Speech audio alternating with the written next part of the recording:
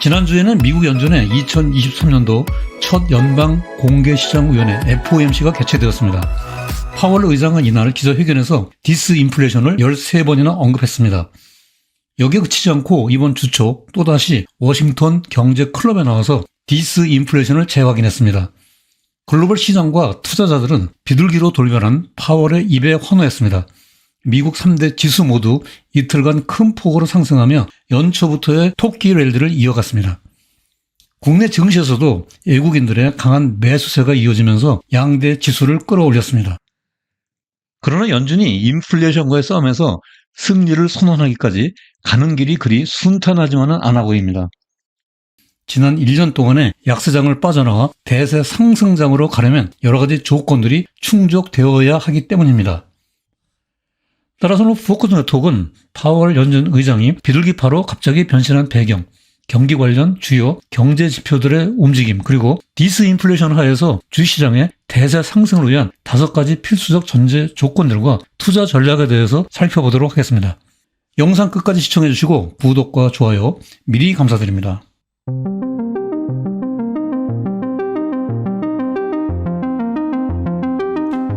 안녕하세요. 포커스 네트워크의 무보 박사입니다. 오늘은 비둘기로 돌변한 파월 연준 의장의 이야기로부터 시작해 보도록 하겠습니다. 파월은 지난주 FOMC 기자회견에서 미국 경제가 디스인플레이션의 초기 단계이며 상품 분야가 완화되고 있고 주거비 완화도 예상된다라고 말했습니다. 특히 13번이나 언급한 디스인플레이션은 이날 기자회견의 키워드가 되었습니다. 여기에다 연착륙이 기본적인 가정이라고 하면서 골디락스 경제에 대한 기대감을 높였습니다. 이어서 이번 주 초 열린 워싱턴 경제클럽의 루벤스타인 회장과의 대담에서 미국 경제가 디스인플레이션 초입 단계에 들어와 있다고 재확인했습니다. 노동시장이 여전히 강해 갈 길이 멀다고 했으나 시장에서는 새롭게 매파적으로 해석될 내용은 없었다는 반응이었습니다. 작년 8월 잭슨 하이츠 회의 때 기세 등등하던 매가 부드러운 비둘기로 돌변한 모습이었습니다. 이에 따른 시장의 반응은 어땠을까요? 오랫동안 약세장으로 시달렸던 시장에는 모처럼 황소가 어슬렁거렸습니다. 파월 의장의 입에 투자자들은 또한 환호했습니다. 여기 위 그래프에서 보듯이 FOMC 두 번째 날 오전 회의 결과에 대한 경계심으로 하락으로 출발했으나 기자회견 때 비둘기로 돌변한 파월 의장의 입이 열리자마자 급등세로 반전되어 마감되었습니다. 아래 그래프에서 이번 주 초 워싱턴 경제클럽에서 연설을 하던 날 잠시 흔들리는 듯 했으나 디스인플레이션을 재확인한 파월의 말에 이내 곧 거친 상승세로 돌아서 거래를 마쳤습니다. 그러면 파월의 말에 무슨 의미가 담겨져 있었을까요? 여기 뽀순이가 묻습니다. 위에서 파월 의장이 언급한 디스인플레이션이 도대체 뭐길래 시장과 투자자들이 그렇게 환호한 거야? 이에 뽀시기가 대답합니다. 그거 말이야. 다음 3가지 용어의 개념상의 차이를 정확히 이해하면 쉽게 알게 될 거야. 그렇습니다. 이 용어들의 개념을 간략히 짚어보도록 하겠습니다. 먼저 인플레이션은 잘 아시다시피 시장에서 한 가지 상품의 가격이 아니라 국민 경제 전체의 일반 물가 수준이 지속적으로 상승하는 것을 말합니다. 반대로 디플레이션은 물가가 마이너스로 하락하는 현상을 말합니다. 얼마 전까지만 해도 일본 경제에서 흔히 볼 수 있었던 현상이지요. 이번에 파월 의장의 신조어가 되어버린 디스인플레이션은 인플레이션의 수치가 점차적으로 낮아지는 것, 즉 물가 상승률이 둔화되는 것을 말합니다. 1980년대 초 볼코 시대에 기준금리를 20% 이상 올리자 디스인플레이션 현상이 나타났습니다. 정도의 차이는 있으나 현 상황도 비슷합니다.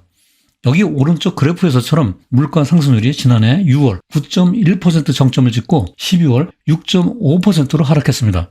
이를 두고 파월 의장이 디스인플레이션의 초입 단계라고 한 것인데요. 시장에서는 앞으로 연준의 기준금리 인하에 대한 기대감으로 반응한 것입니다. 영어에서 가장 값비싼 말은 This time is different, 즉 이번에는 다르다라고 합니다. 전설적인 투자의 대가 중에 한 사람인 존 템플턴의 말인데요. 과거에 저지른 실수에서 배우지 못하는 투자자들이 또다시 후회하게 된다는 것을 일깨워주는 명언입니다. 그러나 이 말을 현 상황에 인플레이션에 적용하면 맞는 말이 됩니다.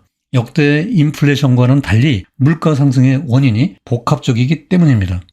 경제학에서 인플레이션의 원인에는 이론적으로 2가지가 있는데요. 수요 견인, 디맨드 풀과 비용 상승, 코스트 푸시가 그것입니다. 먼저 코로나 팬데믹으로 연준은 제로 기준금리로 끌어내리고 양적 완화로 채권을 매입하여 시장에 무제한적인 유동성을 공급했습니다. 이로 인해 디맨드 풀, 수요 견인, 인플레이션 압력이 크게 높아졌습니다. 또 다른 한편으로 공급 측면에서 여러 가지 비용 상승 요인이 발생했습니다. 글로벌 공급망의 병목 현상, 우크라이나 러시아 전쟁으로 인한 에너지와 원자재 가격 폭등이 그것입니다. 이러한 복합형 인플레이션 하에서는 고물가가 끈적끈적 스티키하여 쉽게 잡히지 않고 경제 전반에 걸쳐 전방위적으로 영향을 미치게 됩니다. 하지만 중앙은행이 긴축 통화 정책으로 통제할 수 있는 것은 반쪽에 불과한 수요 견인 인플레이션뿐입니다.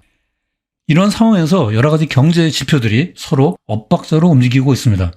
먼저 장단기 금리차를 볼까요? 과거 30년간 10년물과 3개월물 국채 금리는 총 6번 역전되었습니다. 그때마다 한 번도 예외 없이 모두 회색 막대의 경기 침체로 이어졌습니다. 10년물과 2년물 국채 금리는 7번 역전되었는데요. 이 중에서 1998년 한 번을 제외하고는 모두 경기 침체에 진입했습니다. 3개월 국채 금리는 연준의 금리 정책과의 근접성이 더 높아 연준은 이 금리차를 더 선호합니다. 현 상황은 각각 마이너스 1.1%, 마이너스 0.8%로 역전되어 있습니다. 1980년 초반 이래 최대의 역전폭입니다. 아직은 장단기 금리차 역전은 경기 침체로 이어진다는 공식이 작동하고 있지 않습니다. 더군다나 아래 그래프를 봅시다. 파월 의장이 작년 3월 전미 실물 경제협회 연설에서 경기 침체에 100% 설명력을 가진다는 지표로 신뢰한다는 단기 선도 스프레드, 니어텀 포워드 스프레드마저 작년 11월 10일부터 뒤집혀 그 역전폭이 거의 마이너스 1%에 달하고 있습니다. 하지만 고용시장은 현재 용광로처럼 펄펄 끓어오르고 있습니다. 연준의 지난 한 해 동안 초고속 금리 인상과 압축적 긴축 정책을 비웃기라도 하는 듯합니다. 금년 1월 실업률이 3.4%로 1969년 5월 이래 53년 만에 최저치를 기록했습니다.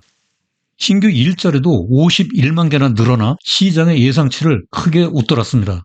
경제학에서 인플레이션이 내려가면 실업률이 올라간다는 필립스 곡선 이론이 작동하고 있지 않는 것입니다. 아래 그래프에서 보듯이 실질 GDP 성장률도 견조합니다. 작년 1분기, 2분기에 마이너스 역성장을 기록했지만 3, 4분기에는 전년 동기 대비 각각 3.2%와 2.9%의 높은 성장률을 기록했습니다. 앞에서 장단기 금리 역전과 같은 금융지표와 고용 및 GDP 실물 지표가 완전히 서로 따로 움직이고 있는 모습입니다. 더군다나 뉴욕 연방준비원회가 발표하는 경기 침체 확률이 작년 12월 현재 47.3%에 달하고 있습니다. 역사적으로 이 확률값이 30% 이상이면 예외 없이 회색 막대의 경기 침체 구간에 진입했습니다. 하지만 위에서 보았듯이 고용지표나 GDP 지표상으로는 경기 침체와 거리가 멀어 보입니다. 한편 아래 그래프에서 세인트루이스 연방준비은행이 발표하는 금융 스트레스 지수가 1월 27일 현재 마이너스 0.49로 제로 부근에서 안정적인 수치를 보여주고 있습니다. 결론적으로 역대 유례 없던 복합형 인플레이션 하에서 경기 관련 경제 지표들이 서로 다른 방향으로 움직이고 있어 투자자들에게 커다란 혼동을 주고 있습니다. 물론 통화정책은 9개월에서 1년 정도의 시차가 있습니다. 그러나 이렇게 불확실한 때일수록 정책 당국자나 전문가들의 한두 마디 말, 미디어 매체의 한두 줄 보도 기사, 다른 투자자들의 의견에 현혹되거나 휘둘려서는 안 됩니다. 여러 가지 경제지표와 시장 상황을 주도 면밀하게 들여다보면서 자신만의 투자 원칙으로 신중하게 접근해 나가야 합니다. 이제부터 대세 상승을 위한 필수적 전제 조건들을 살펴보겠습니다. 여기 뽀순이가 묻습니다. 그러면 파월 의장의 말대로 디스인플레이션으로 물가 상승이 둔화되면 과연 대세 상승장이 올 수 있을까? 이에 뽀시가 대답합니다. 이거 매우 어려운 질문이지만 과거 역사적 데이터와 추세를 기초로 한번 살펴보도록 할게. 그렇습니다. 아직 가보지 않은 미래의 투자 시장을 예측하는 것은 거의 불가능에 가까울 정도로 어렵습니다. 과거가 미래에 그대로 반복되지 않기 때문입니다. 그러나 영국의 낭만파 시인 바이런은 과거는 가장 뛰어난 미래의 예언자라고 말했습니다. 따라서 역사적 경험을 통해 살펴볼 대세 상승의 필수적 조건들은 다음의 5가지입니다. 즉, 금리 인하로 피벗과 유동성 증가, 슈퍼 근원 서비스 가격의 하락, PC 내구재 소비재 증가, ISM 제조업 PMI 40 초반 이하로 하락, 경기 침체 구간에서 주가 바닥 형성 등입니다. 여기서 5가지 조건들이 모두 충족되어야 할 수도 있고 그렇지 않을 수도 있습니다. 주식시장에는 이들 조건 이외에도 워낙 다양한 변수들이 복합적으로 작용하고 있기 때문입니다. 먼저 첫 번째 조건으로 연준의 긴축 정책이 금리 인하로 피벗되고 유동성이 증가하는 국면으로 전환되어야 합니다.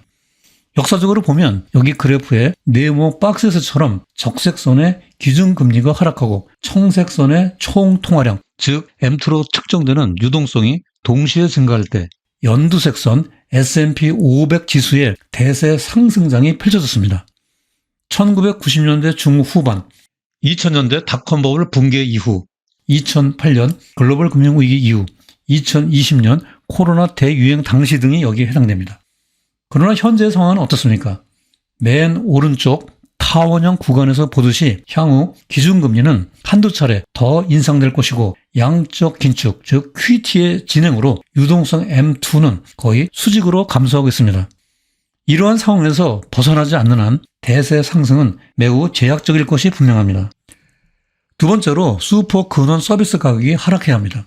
현재 상황은 여기 그래프에서 보듯이 황색의 상품 부분은 하락하고 있으나 청색의 슈퍼 근원 서비스 가격은 상승하고 있습니다.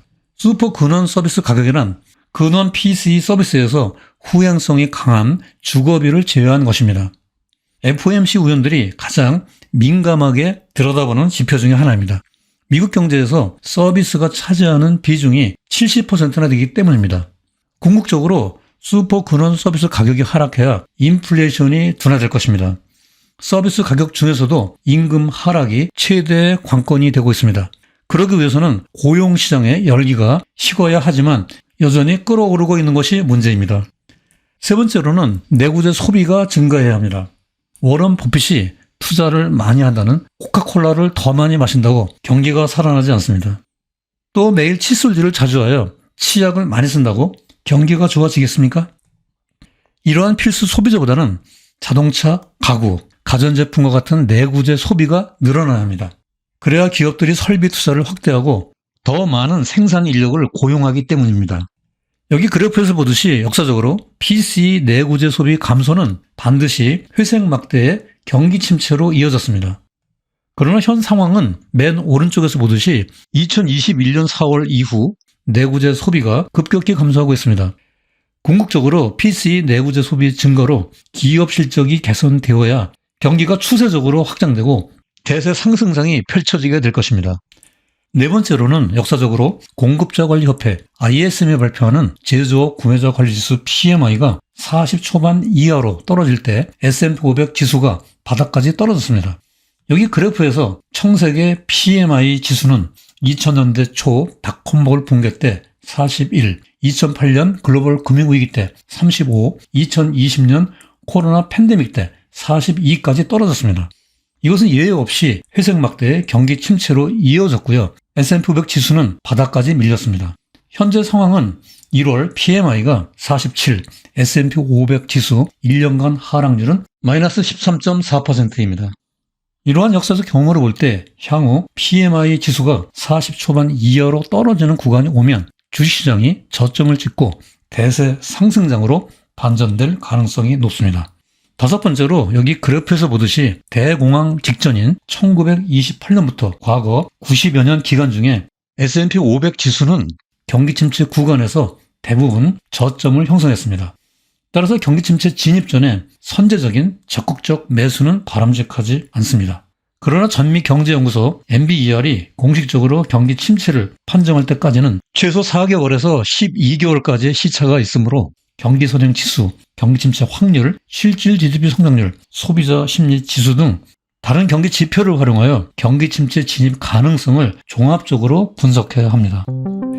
자, 지금까지 오늘 영상에서 다룬 주요 내용과 디스인플레이션화에서 투자 전략과 유의사항을 포커스 포인트로 정리해 보겠습니다. 첫째, 디스인플레이션은 물가 안정으로 가는 초입 단계로서 1980년대 초 볼커 시대에 경험했는데요. 당시 초긴축적 기준금리 인상으로 거대 인플레이션을 잡는 데 성공했습니다. 그러나 현재 미국 경제 70%를 차지하고 있는 서비스 가격이 잡히지 않고 있어 문제입니다. 여전히 빡빡한 고용시장에서의 임금 하향 안정이 인플레이션을 성공적으로 잡는 데 관건이 되고 있습니다. 둘째, 대세 상승을 위한 필수적 전제 조건들은 수요 견인과 공급 측면에서 비용 상승으로 발생한 복합형 인플레이션 상황 하에서 금리 인하로 피벗과 유동성 증가, 슈퍼 금융 서비스 가격의 하락, PC 내구재 소비 증가, ISM 제조업 PMI 40 초반 이하 하락, 경기 저점 부근에서 주가 바닥 형성 등이 그것들입니다. 셋째, 따라서 디스인플레이션 하에서 투자 전략은 경기 저점에서 주가 바닥이 확인되기 전까지 적극적인 매수, 즉 바이 더 딥에 신중해야 합니다. 그리고 시장의 일시적 랠리에 흔들리는 고립 공포감, 포모, 즉 fear of missing out에 각별히 유의해야 합니다. 투자를 하려면 자신만의 분산 투자 원칙으로 설정한 익절 손절 라인 범위 내에서 보수적 투자로 접근할 필요가 있다고 정리할 수 있겠습니다. 여기 블로그 우보의 경제란문 링크에 들어가면 영상 전체 방송 대본을 읽어볼 수 있으니 많이 활용해 주시기 바라고요. 다음에도 여러분들의 경제 지식을 넓히고 투자 생활의 힘과 도움이 되는 유익한 영상으로 또다시 찾아뵙겠습니다. 지금까지 끝까지 시청해 주셔서 대단히 감사합니다.